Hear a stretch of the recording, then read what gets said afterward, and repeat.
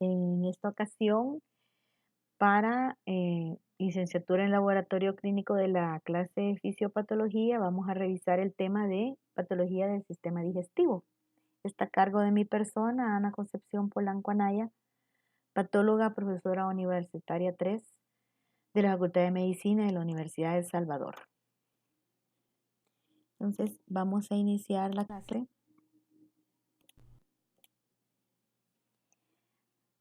Al empezar vamos a ver más que todo en los objetivos que nos interesa ver la anatomía, la fisiología como un repasito y luego conocer algunas de las anomalías que se presentan al nacimiento, anomalías inflamatorias, anomalías neoplásicas y ver qué podemos relacionar con pruebas de laboratorio.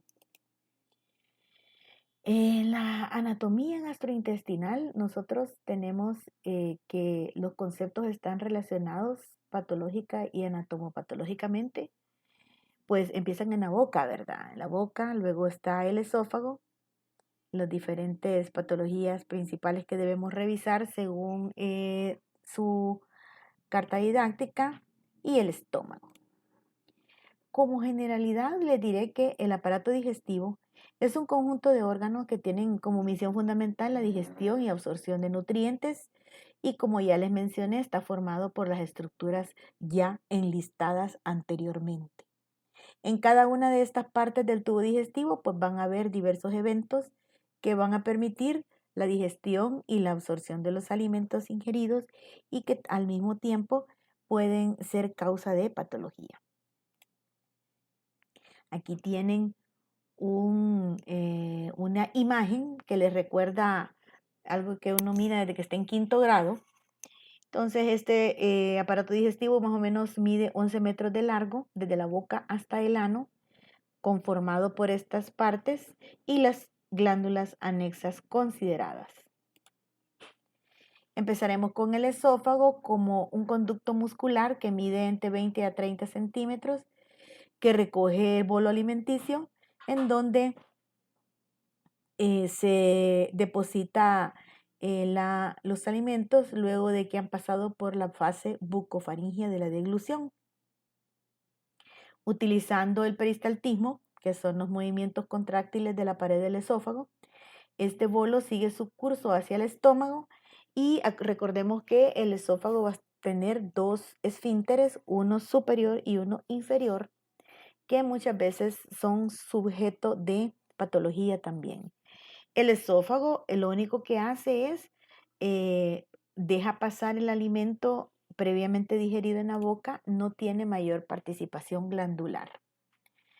Digamos que mide 30 centímetros, desciende detrás de la tráquea y del corazón y atraviesa el diafragma por el hiato esofágico y que tiene los dos esfínteres ya mencionados.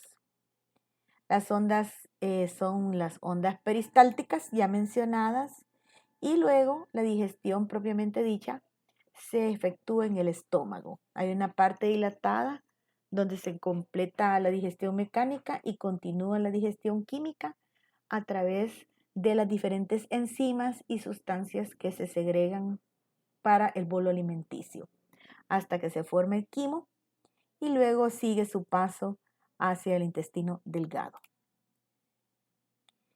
Entonces el estómago funciona como un reservorio, almacena grandes cantidades de comida recién ingerida y permite ingestiones intermitentes. Hay diferentes tipos de células que participan en la secreción del jugo gástrico, el cual contiene ácido clorhídrico y pepsina. Estos son responsables de la digestión gástrica del bolo alimenticio, lo que facilita la trituración de los alimentos. Prácticamente en el en el estómago se cumplen todos estos pasos para que luego esto se vacíe hacia el duodeno. En la histología tenemos que recordar la mucosa está constituida por un lumen o mucosa, en donde las características de esta estructura son estas rugosidades. Tiene una curvatura menor, una curvatura mayor, y las capas celulares histológicas van a ir desde la capa mucosa, las glándulas gástricas, la capa de músculo, hay una capa que es longitudinal y otra que es transversal, y la capa serosa.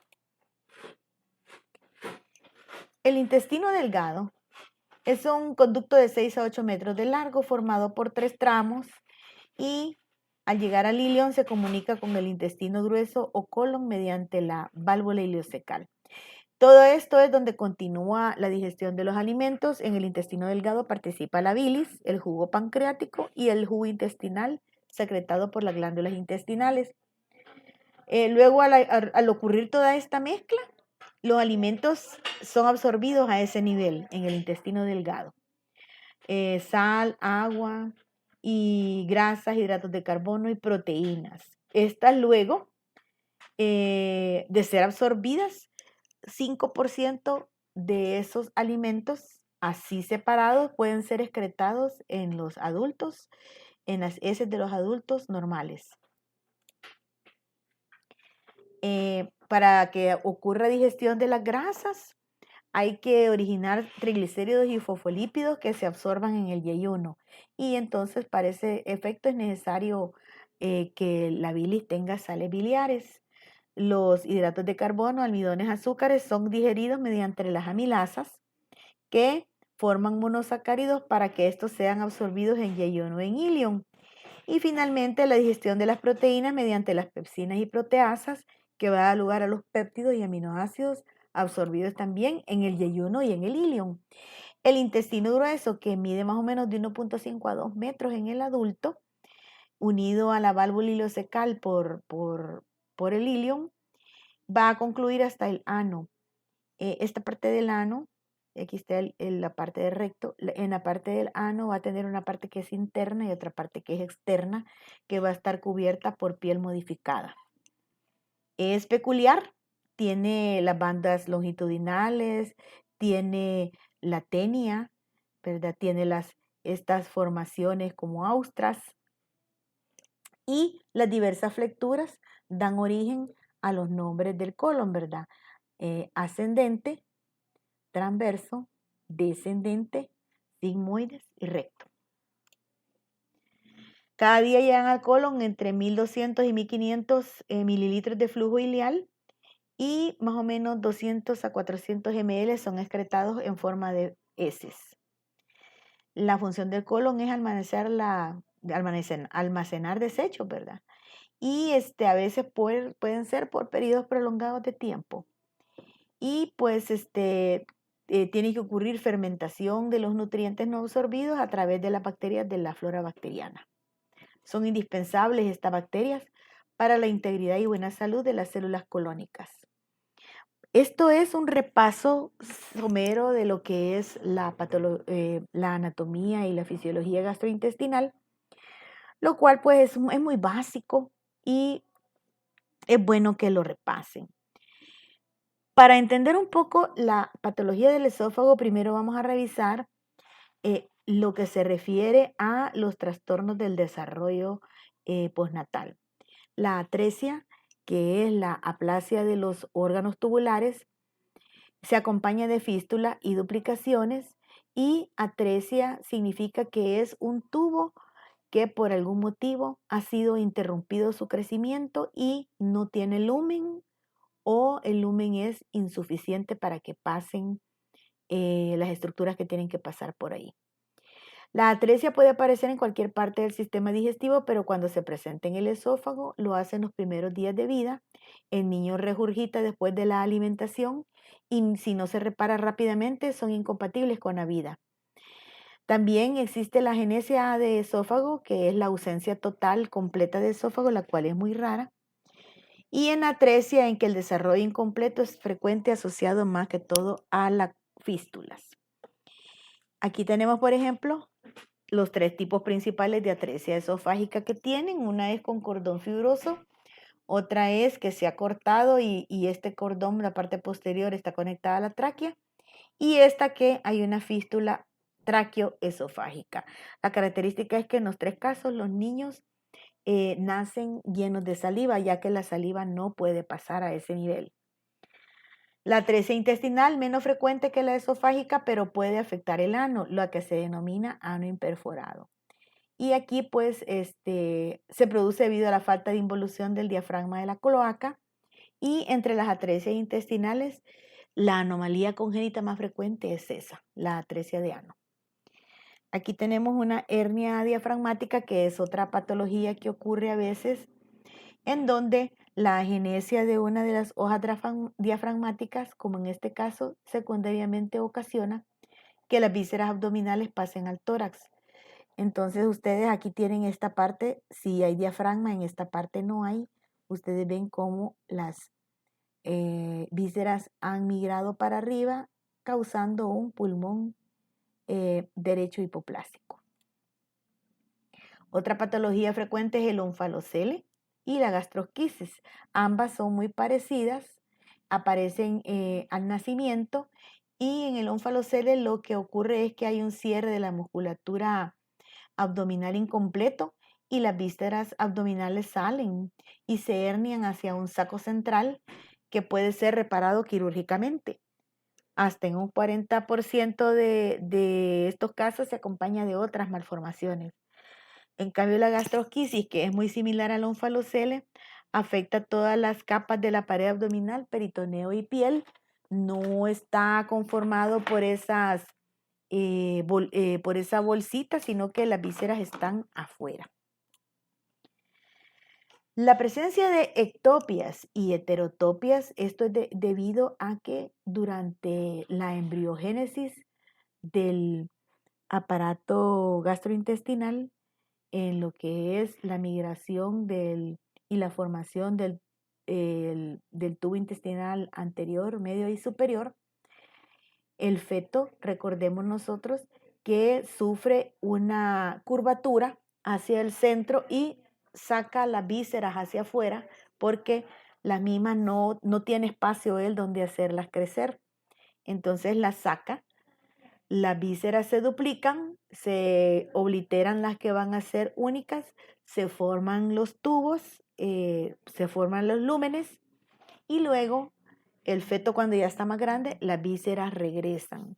En ese regreso es que puede dejar pequeños fragmentos de tejidos fuera del sitio en donde le corresponde. Si es un órgano completo, le vamos a llamar ectopia, y si son fragmentos, le vamos a denominar heterotopia. Esto puede ocurrir, por ejemplo, en el tejido gástrico, en el tercio inferior esofágico, ocasionando esófago de Barrett, o tejido pancreático y mucosa gástrica en los intestinos, por ejemplo, en el divertículo de Meckel, que es una lesión que aparece como una excrescencia o salida de capa del tubo digestivo que comunica con la luz. Aparece en el 2% de la población, se localiza más o menos a 60, de entre 25 y 75 centímetros de la válvula ileocecal, aquí dicen 60 centímetros. En niños, longitud hasta 5 centímetros, puede ser grande. Da síntomas muy poco en niños menores de 4 años. La estenosis hipertrófica del píloro es una patología congénita muy frecuente en el sexo masculino, y los síntomas aparecen entre la tercera y sexta semana de vida. O sea que es una patología neonatal gastrointestinal. Los niños debutan con vómitos. A la exploración del abdomen hay una masa firme y se puede percibir el peristaltismo anómalo, o sea que de aquí ya no pasa para acá los alimentos. Y lo que ocurre es que hay una hiperplasia de la capa muscular pilórica que obstruye el tracto de salida del estómago, y lo que hay que hacer es cirugía. Otra patología que les menciona en la literatura es la enfermedad de Hirschsprung, que está presente en cada 1 por 5.000 nacidos vivos, acompañando otros padecimientos, 10% de ellos en niños con síndrome de Down. Y lo que ocurre es una ausencia de células ganglionales derivadas de la cresta neural en el colon. Los síntomas son obstrucción funcional del intestino afectado con dilatación proximal, y el defecto aparece más frecuentemente en el recto. Bueno, en la página 761 aparece un resumen de los trastornos esofágicos más frecuentes. Es de resaltar que tienen en común que si estos persisten durante mucho tiempo, algunos se van a relacionar con cáncer gástrico, cáncer esófago. En especial si quien los padece fuma e ingiere alcohol con bastante frecuencia. La esofagitis por reflujo toma un protagonismo importante y las varices esofágicas acompañan a los casos de hipertensión portal debido a cirrosis hepática. Entonces, en el libro de texto de Robbins, no olviden revisar esto que les menciono aquí. Continuando con el tema, también hay patología del estómago, del intestino delgado y del colon que vamos a discutir a continuación. En el estómago, lo más primordial es la gastritis. Este es un proceso inflamatorio de la mucosa del estómago. Depende de las células inflamatorias que se presentan. Si son polimorfonucleares va a ser aguda y si hay ausencia de células inflamatorias o muy escasas le vamos a llamar gastropatía. Y las causas de gastropatía van a ser, por ejemplo, que el paciente toma demasiados antiinflamatorios no esteroideos, diclofenac a la cabeza, ibuprofeno, pacientes que ingieren alcohol, presencia de bilis, lesiones inducidas por estrés y hemorragia aguda de la mucosa, interrupción del flujo sanguíneo gástrico, hipertensión portal. Hay una gastropatía hipertrófica que se refiere a un grupo específico de enfermedades como el síndrome de Soller-Ellison y la enfermedad de Menetrier. En ambas el pH ácido es un entorno difícil para la mucosa gástrica y las células que secretan mucina, bicarbonato y una vasculatura rica que aporta oxígeno y nutrientes retira el ácido que haya escapado a la lámina propia. Se cree que al perderse mucina y la capacidad de las células de formar bicarbonato es lo que produce gastritis en la vejez. La ingestión de productos químicos tipo ácidos o álcali puede provocar una lesión gástrica grave por un efecto directo en el epitelio. Entonces, en las personas normales, las fuerzas nocivas van a ser la acidez gástrica y las enzimas pépticas que van a caer en el moco. Este moco en las personas normales va a tener factores de protección, ¿verdad? El moco de la superficie, la secreción de bicarbonato, el flujo bueno de la mucosa, la función de barrera epitelial, la capacidad de regeneración epitelial y la elaboración de prostaglandinas. Todos estos son factores de protección. Si ocurre infección por el Helicobacter pylori, ingesta de analgésicos antiinflamatorios no esteroideos, uso de tabaco, uso de alcohol, hiperacidez gástrica o reflujo gastroesofágico, se va a perder los factores de protección y el resultado puede ser isquemia, shock e inflamación, formándose entonces una úlcera, en donde la úlcera va a tener las siguientes capas. La de abajo es la capa fibrótica, seguida por el tejido de granulación. En el nicho vamos a encontrar inflamación aguda inespecífica y en la superficie los restos necróticos. ¿Qué caracteriza la úlcera? La pérdida de la mucosa. Entre la gastritis aguda y la gastropatía es difícil distinguir qué es cada una porque los hallazgos son bien leves, ¿verdad? Un poquito hinchado, edema y congestión. Pero ya si encontramos neutrófilos por encima de la membrana basal en contacto con las células epiteliales, ahí podemos decir que ya hay una gastritis. Y cuando el daño a la mucosa es más grave, puede haber erosiones, o sea, rupturas y hemorragia. Hay lesiones de la mucosa gástrica que están asociadas al estrés. Aparecen pacientes con traumas graves, quemaduras extensas, problemas de tumor cerebral y en 75% de pacientes con problemas de unidad de cuidados intensivos, pacientes críticos. Están las úlceras de estrés, las úlceras de Curling y las úlceras de Cushing, cada una de ellas con las características establecidas. Pregunta de examen. Cuando la enfermedad ya se hace crónica, la causa más frecuente es el Helicobacter pylori. Menos del 10% de los casos van a ser por gastritis atrófica autoinmune y ya cuando la patología es crónica, los síntomas causados son menos intensos que en la aguda. La infección por Helicobacter pylori Se asocia a pobreza, hacinamiento, nivel educativo bajo, afroamericanos o mexicanos, haber nacido fuera de Estados Unidos y residir en áreas rurales. Y la infección se adquiere en la infancia y persiste toda la vida si no le dan tratamiento. La infección se manifiesta en el antro con producción de ácido normal o aumentada y la bacteria se adapta al nicho ecológico del moco gástrico. Y su virulencia está ligada a 4 factores: la presencia de flagelos, la presencia de ureasa, las adhesinas y las toxinas. Las biopsias demostrarán al concentrado a la bacteria concentrada dentro del moco y a veces hay metaplasia intestinal.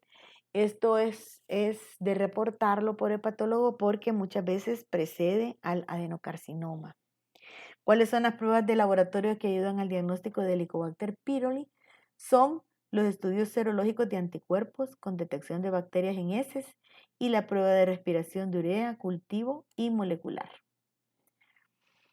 Bueno, si se complica una gastritis crónica, nos da la enfermedad ulcerosa péptica. Esta enfermedad hace referencia a las úlceras crónicas de la mucosa que afectan al duodeno o al estómago y casi todas están asociadas a la infección por Helicobacter pylori. Su libro de texto les pone los factores de riesgo de la enfermedad ulcerosa péptica y aquí está mencionado todo lo que yo les acabo de decir. Las úlceras, vean cómo está esta úlcera, el lecho o el fondo fibrinoso, la pérdida del epitelio y cómo se ve al microscópico. Las úlceras pépticas aparecen sobre la base de gastritis crónica, pero son más frecuentes en el duodeno proximal, cuando aparecen a pocos centímetros de la válvula pilórica, afectando la pared duodenal anterior. Se localizan en la curvatura menor, cerca de la transición entre el cuerpo y el antro, y la hemorragia de los vasos dañados puede causar hemorragia y se puede perforar, como en las imágenes que se muestran. En la imagen de arriba se observa la mucosa edematosa y que ha perdido epitelio, y en la imagen de abajo aquí ya hay ruptura con presencia de hemorragia. Las complicaciones aquí están: hemorragia en el 15 al 20%, es la complicación más frecuente, puede ser mortal. 25% de los pacientes pueden morir por úlceras y a veces la hemorragia es la primera indicación de que existe una úlcera. La perforación ocurre en el 5%, es responsable de 2/3 de las muertes por úlcera y rara vez va a debutar el paciente con una perforación. Por último están en las úlceras crónicas las obstrucciones. Aquí están una vez más en el libro de texto de Robin. Revisen la parte de conceptos claves, donde les va a mencionar un resumen de lo que yo acabo de decirles. Los pólipos y los tumores gástricos: 75% de los pólipos gástricos van a ser inflamatorios o hiperplásicos y 10% van a ser tumores benignos. En su libro de texto aparece el pólipo hiperplásico, que contiene glándulas foveolares, el hiperplásico ulcerado, el con glándulas fúndicas, imagínense, este tiene una gran ectasia, una gran dilatación, y el que es reconocido con displasia epitelial. Cáncer gástrico. El adenocarcinoma es el proceso maligno más frecuente del estómago y representa el 90% de todos los cánceres gástricos. Se clasifica según localización en el antro y la curvatura menor, y en su morfología histopatológica, las variedades histológicas son intestinal y difuso. El intestinal es el que predomina en áreas de alto riesgo y evoluciona a partir de lesiones precursoras como la displasia plana y los adenomas.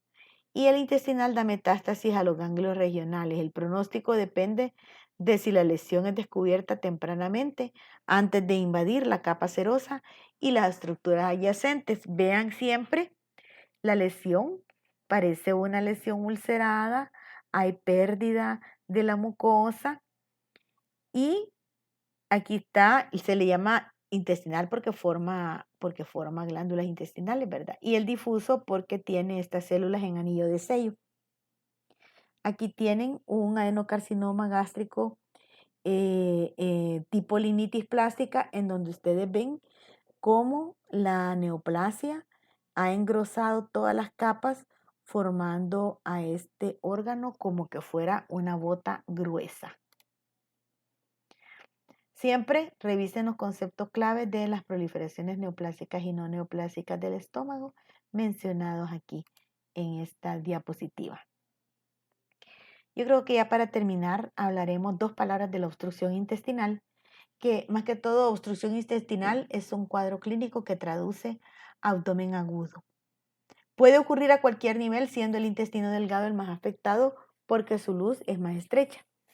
El 80% de las obstrucciones es provocado por hernias, adherencias, intususcepciones y los vólvulos.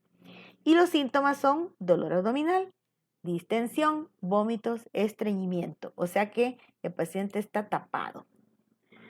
En la herniación de un segmento en el área umbilical o inguinal, en las adherencias entre asas, ¿verdad? Generalmente cuando hay adherencias el paciente ha sido operado y se forma un poquito de reacción peritoneal que pega las asas.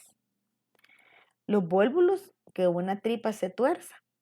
Y la intususcepción es que un segmento del intestino se meta donde el otro, en la mucosa del otro, porque hay desequilibrio entre su peristaltismo.